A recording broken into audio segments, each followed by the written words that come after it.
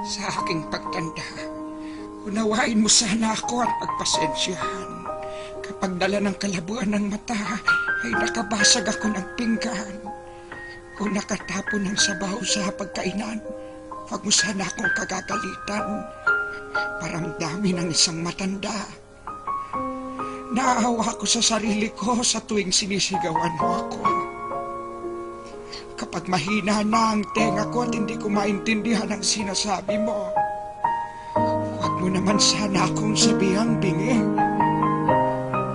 Pakiulit na lang ang sinabi mo, pakisulat mo na lang. Pasensya ka na, anak.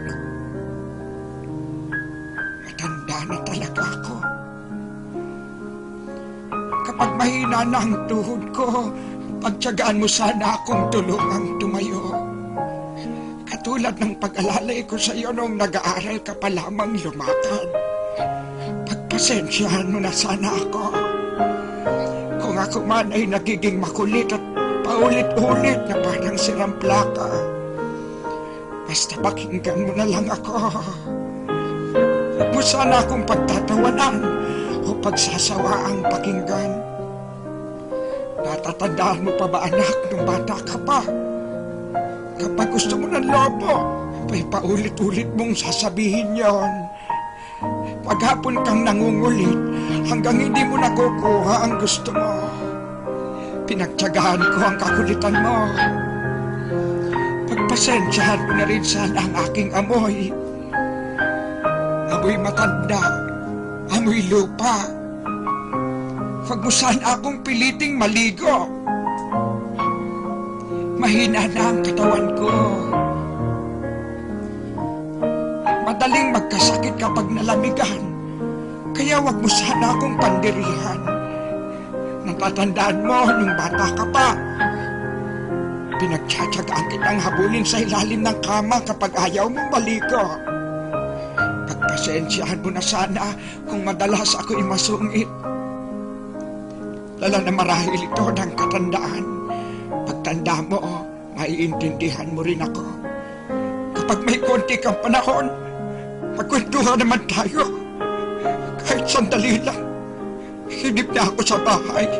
Pagkapang nag-iisa, walang kausap. Alam ko, busy ka sa trabaho. Subalit nais kong malaman mo na sabik na sabik ako. Makakwentuhan ka kahit alam kong hindi ka interesado sa mga kwento ko. Natatandaan mo, anak, nung bata ka pa. Pinagtyagaan kong pakinggan at intindihin ang pautal-utal mong kwento tungkol sa iyong teddy bear. At kapag dumating ang sandali na ako'y magkakasakit at maratay sa panig ng karamdaman, huwag mo sana akong pagsawaang alagaan. Pagpasensyahan mo na kung ako man ay maihi o matubi sa higaan. Pagtiyagaan mo sana akong alagaan sa mga huling sandali ng aking buhay. Total, hindi naman ako magtatagal.